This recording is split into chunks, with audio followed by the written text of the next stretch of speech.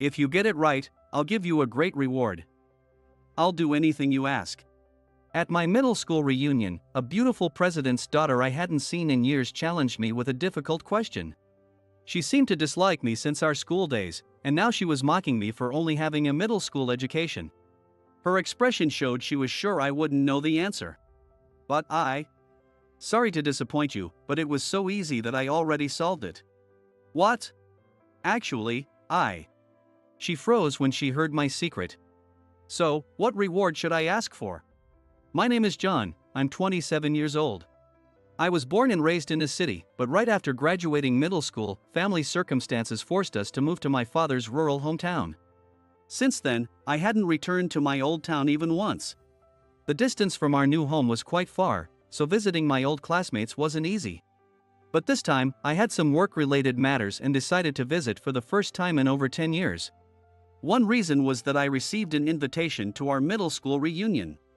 Apparently, my old school was celebrating its 100th anniversary. I was surprised to learn it was such a historic school. By chance, the invitation reached me through an acquaintance of my father's, who had my new address. I haven't been back to that town in so long. I wonder how it's changed. I wonder if my old classmates even remember me. Receiving the invitation brought back many forgotten memories. The places we used to hang out, the atmosphere of the town. The time spent with my classmates. Recalling all that, I decided to take the plunge and attend the reunion. After a 4-hour drive, I returned to the town for the first time in 12 years. It looked a bit more rundown than I remembered. The buildings near the station had many vacant stores, and the liveliness of the past was gone. The arcade and bowling alley where I used to go with friends in middle school were all gone. Apparently, redevelopment around the next station over had caused that area to flourish instead. It's only natural that things change over more than a decade. That's just the way of the world. Honestly, I didn't have many good memories of middle school. Why? Because a certain girl used to harass me persistently. Her name was Emily. She was the daughter of a president who ran a large company. Beautiful, smart, athletic, and talented in the arts. A perfect girl. For some reason, she always targeted me. Even when we were in the same class in 7th grade, and later in different classes, she was always hostile towards me. Her methods were subtle. She'd come up to me when I was alone to say something mean or set me up to fail without others noticing. Once, I directly asked her why she did it. But she didn't give a proper answer. I just don't like you, that's all. She turned her beautiful face to the side and, true to her words, said she didn't like me at all. I still remember the pleasant scent of her long hair that swayed as she turned. Though I was angry, I couldn't help but be mesmerized by her beauty. That's how beautiful she was even as a young girl. I wonder if Emily will come to the reunion. If she does, will she bother me again? We're all adults now, so it shouldn't be like middle school. Anyway, since I have other reasons to go to that town, I'll just have to go. Attending the reunion as a side event doesn't sound too bad. I arrived at the reunion venue. With alumni from the past 100 years gathering, it was a huge crowd. According to the attendee list, the oldest person there was in their 90s. There were no centenarians, but having people in their 90s was impressive. Among the attendees from 12 years ago, class of '88, I saw Emily's name. It seemed she was attending today. For a moment, seeing her name made me feel uneasy, but it was immature to feel that way before anything even happened. With that light thought, I sat in my assigned seat with my name tag. Given the large number of people, only chairs were set up, and the food was served buffet style. Elderly attendees had special seating arrangements, but most of us were in the general area. Name tags were attached to the backs of the chairs, and people arriving at the venue found their seats and sat down. Quite a turnout. After a while, an incredibly beautiful woman entered the venue and sat a bit away from me. She immediately drew attention, walking gracefully like a supermodel. I was so mesmerized by her beauty that I stared for a while before realizing it was Emily. I couldn't believe she had grown into such a stunning woman. She was beautiful back then, but I never imagined she'd turn out like this. I continued to stare at her without saying a word, lost in thought. It wasn't just me. Everyone around, regardless of age or gender, couldn't take their eyes off her. She had an overwhelming presence, almost like an aura. She seemed used to the attention and talked to someone nearby without a care. Even that scene looked like something out of a movie. After a while, she seemed to notice me. She gave a small nod to the person she was talking to and stood up, walking towards me. "Oh, John, you're here too. First time since graduation?" Her voice was clear and resonant. The voice I had always hoped to hear from her was exactly what she used. Since she had stood up and approached me, many people were now paying attention to my response. "Yeah, I left right after graduation." I tried to answer as calmly as possible, though I'm not sure how well I did. "Really? You moved away?" "Something like that." I gave a vague reply. There were several reasons my family left this town. First, my father's restaurant had to close. It was part of a shopping street a bit away from the station. With a new big building near the station, the shopping street was already declining. And it was only a matter of time before it turned into a shuttered street. So, the plan was to rebuild the shopping street into a commercial building. If we had wanted, we could have moved our restaurant into the new building, but we had another reason not to. That other reason was my illness. It wasn't life-threatening, but with the relocation plan, my family decided it was better for me to recuperate in my father's rural hometown. So, my parents, my 5 years younger brother, and I moved after I graduated. I got sick in the latter half of my third year of middle school, so fortunately, I had enough attendance to graduate. But I couldn't go on to high school. Come to think of it, you stopped coming to school. Why was that? Emily seemed to remember something I didn't want her to. She asked straightforwardly, without any hesitation. "Yeah, I got sick." "Really?" "I had no idea. I thought you were avoiding me." She said this loud enough for only me to hear. She was laughing as she spoke, so it probably looked like we were having a friendly conversation from a distance. I remembered how she used to do the same thing to me back then. When I didn't respond, she continued. "Hey, did you really dislike me that much?" "Why?" I wanted to know why she used to pick on me so much. When I stayed silent, she gave me a scornful look and let out a small, mocking laugh. "Well, whatever. We're just destined to be like this." "What? What do you mean?" "It means we're naturally supposed to dislike each other. We could never be friends." What could she possibly mean by that? As I pondered, she stood up and smiled sweetly. "See you later." I watched her return to her seat in silence. As soon as she left, people started gathering around me, asking if I was close to her and what our relationship was. According to them, Emily had been voted the most beautiful woman at Harvard. Even in middle school, she was brilliant and beautiful, as if she was born to be the protagonist of her own story. I realized she really had it all. No wonder she drew so much attention. Eventually, it was time for the centennial reunion to begin. Principal Smith gave the opening speech, but my mind was elsewhere, preoccupied with something else. It was Emily's words. Destined? What does she mean by that? If she just disliked me, she wouldn't use such a strong word. Damn it, I can't focus on anything. I had wanted to ask her why she acted that way back in middle school, but I never did because I was just a kid then. Why did she hate me so much? No, that's not it. It's beyond the level of mere dislike. She despises me. I realized this for the first time. After the guest speeches and the school song, it was time for the meal. Everyone moved towards their favorite dishes, carrying plates loaded with food and glasses, chatting happily with old classmates and seniors. A few people came by to greet me and then moved on. But even then, my mind was elsewhere. All I could think about was finding Emily after the reunion and asking her why. That was the only thing on my mind. She was, of course, at the center of the crowd. Classmates, seniors, juniors, teachers, everyone approached her, and she responded to them all. I watched from a distance, eating without really tasting the food. When and how should I approach her? As I pondered this, she suddenly broke away from the crowd and started walking towards me again. Hey, John, do you have a moment? She smiled warmly. I remembered that smile. I remembered how she used to do this in middle school. She would give me questions she knew I couldn't answer and then pretend to be disappointed when I couldn't. It was her way of asserting dominance. Could you take a look at this and tell me what it says? Here we go. She handed me a paper with something written in a foreign language. I'm good with French, but I'm not sure about German. She looked at me with a helpless expression, asking for my help. Someone gave me this earlier, but I can't understand it. If it's important, I'd be in trouble, so could you read it for me? Why did she bring this to me? John, you were really into German in middle school, weren't you? She hit a sore spot. Why does she remember that? Back then, I was what you might call a middle schooler with a phase, scribbling incomprehensible German phrases everywhere. Everyone has a couple of embarrassing moments like that in their past. You were good at French too, so I thought you might be able to read this now. She's come prepared. Some of our old classmates nodded in agreement, recalling my German phase. As I silently looked at the text, she leaned in and whispered, "If you get it right, I'll give you a great reward. I'll do anything you ask." Her expression showed she was sure I wouldn't know the answer.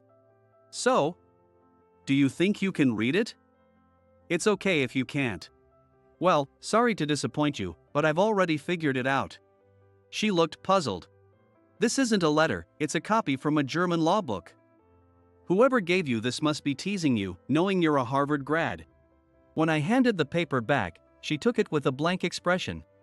She shot me a sharp glance but quickly returned to her usual smile. Oh, I see. I got teased. Sorry for taking up your time. She handled it gracefully. She easily brushed off the earlier conversation as if it never happened. But John, that's impressive. To figure it out so quickly just by glancing at it. Which university did you attend? I hadn't attended high school because of my illness. She must have overheard me talking about it with others earlier. Maybe she thought I'd never had a proper education when she gave me the German text. I went to Stanford. I answered nonchalantly. What? Stanford? The room buzzed with whispers. Of course, it did. No one expected someone like me to name-drop Stanford. I couldn't attend high school because of my illness, but I passed my exams and went straight to university. Hearing that, the people who had been surrounding Emily quickly gathered around me. Half looked at me with admiration, while the other half eyed me with suspicion. And so, the 100th anniversary reunion came to an end. Afterwards, as people continued to approach me, I kept my distance and looked for Emily. Emily, can I talk to you for a moment? What is it? She turned to me with a stiff expression. Do you remember the promise you made earlier? Promise? What promise? You said you'd do anything if I could read the German text. She stood in silence. I don't care what it is, but you have to keep your promise. Fine, I get it. She replied reluctantly. There's something I want to know. Why did you pick on me so much in middle school? I could never figure out why. She remained silent. Her silence started to make me angry. There's something I want to tell you. You know I said I couldn't go to high school because of my illness? That might have been your fault. What?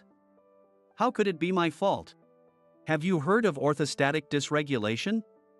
It's a disorder of the autonomic nervous system that makes it hard to get up in the morning. It's a condition that often affects teenagers, but because it makes it hard to wake up, people often think you're just lazy or slacking off. And it's not well understood. It's said that stress can affect the autonomic nervous system, leading to this condition. Your behavior back then really hurt me. I think it might have been one of the causes of my illness. Maybe the move helped, but fortunately, I recovered in about 2 years. Because of that, I couldn't experience high school life at all. It was a difficult illness, even if it wasn't life-threatening. Emily looked shocked and wide-eyed at my words. So I couldn't go to high school. In the end, studying on my own became interesting, and I managed to get into Stanford. So I guess I should thank you for that. My sarcastic remark made her lower her head. I noticed her shoulders trembling. Did I make her cry? I worried that I might have said too much, but it seemed that wasn't the case. She was laughing. Serves you right. It should be like that. For a moment, I thought I misheard, but it seemed I hadn't. It's all your parents' fault. What? Your father stole my mother. I couldn't believe what I was hearing. What? You didn't know? It happened when I was 3. My mother abandoned me and went to your father. It's true that my mother isn't my biological mother. She married my father when I was 4, and a year later, my brother Tom was born. But I had never heard that she had a child before. Neither of my parents seemed like they would do something like that. In 6th grade, I accidentally found out where my mother was and went to see your father's restaurant.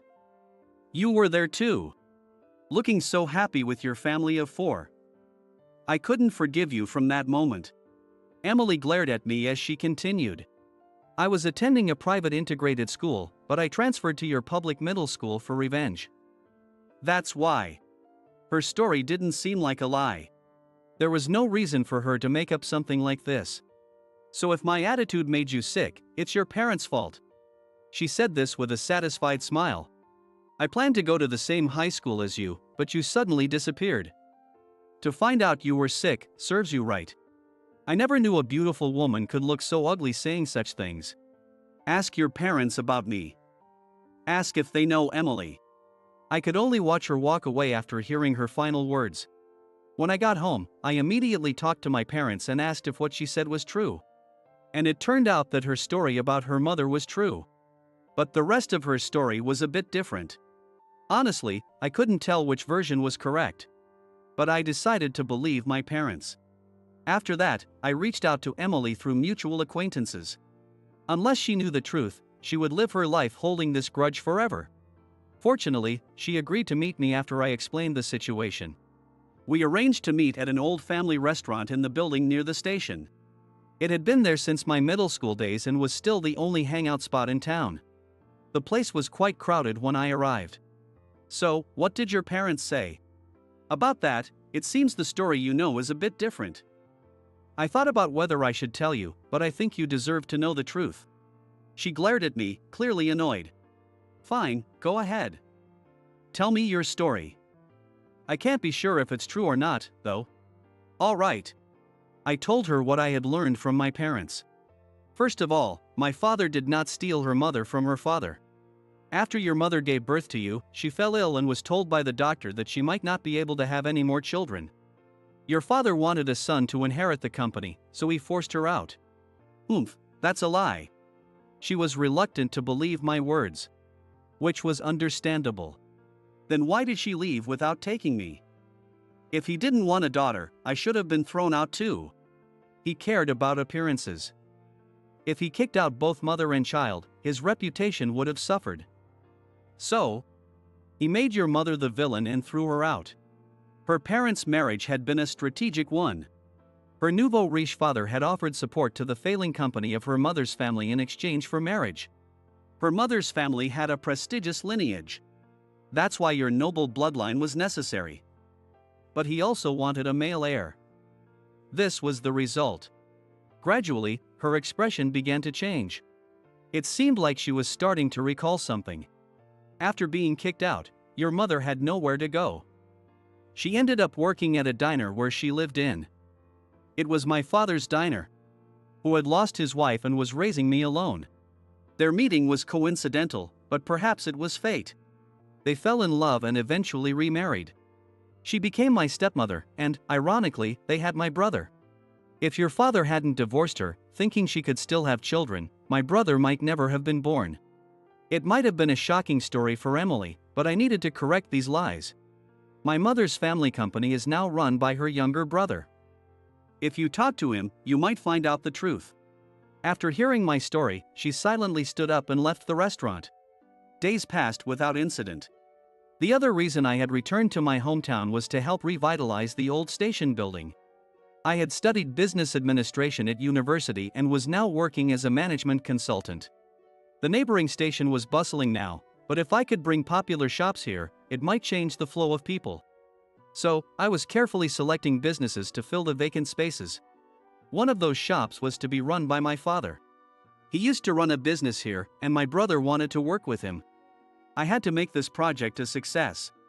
I've always had a soft spot for my brother.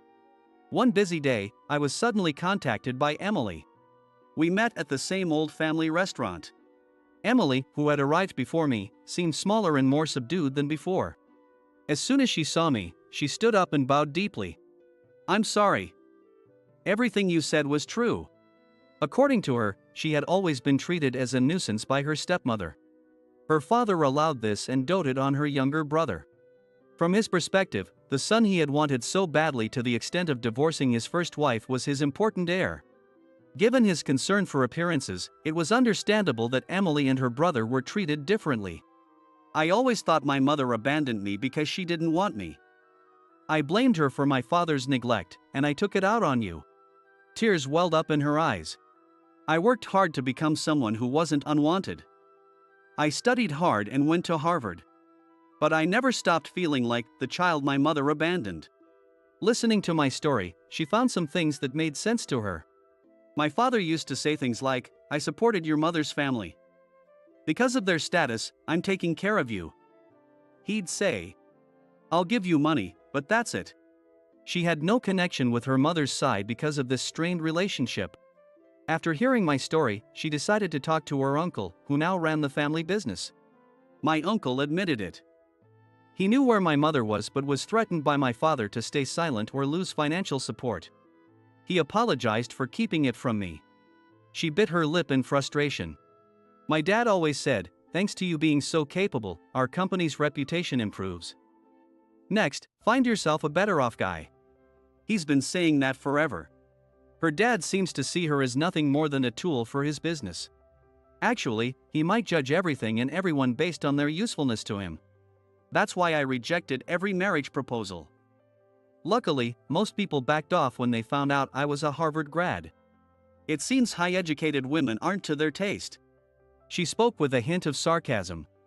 I'm currently running one of my father's companies, but it's just a figurehead position. I've decided to leave after learning the truth. I can't live with my father, his new wife, or their son anymore. With that, she bowed her head to me again. I'm sorry for making you sick. I know saying sorry doesn't make up for it, and I don't expect you to forgive me. But I just wanted to say it. As she finished speaking, she stood up to leave. Wait. I called out, stopping her. Where are you going? I don't know, I'll find a job somewhere. Then, would you help me with my work? She turned, surprised. Your work? Yes. I'm working on revitalizing this town. If you feel guilty about what you did to me, help me with this project. We really need more hands.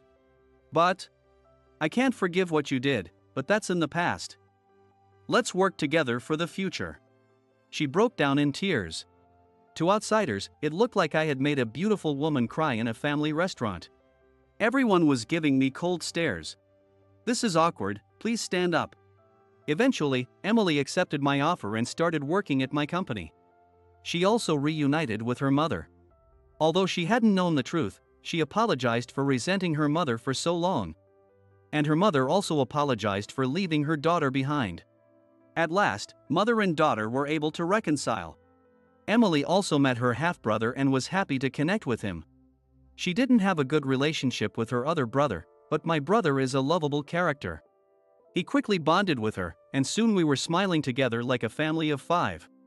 Years later, the station building redevelopment was a success, and the town began to regain its former liveliness. The neighboring station didn't decline, and both areas thrived, competing to boost the town. However, Emily's father's company was struggling. His overbearing management style and interference from his wife and son had caused good employees to leave. Though the company was still hanging on, he had heard about my success and sought my advice.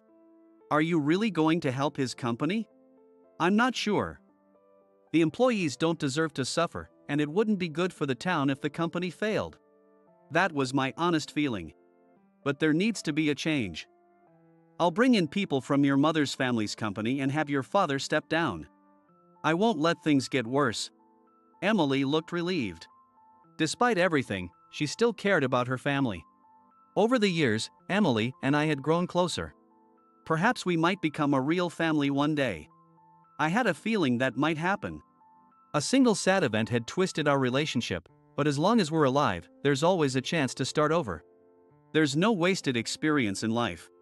What? Oh, nothing.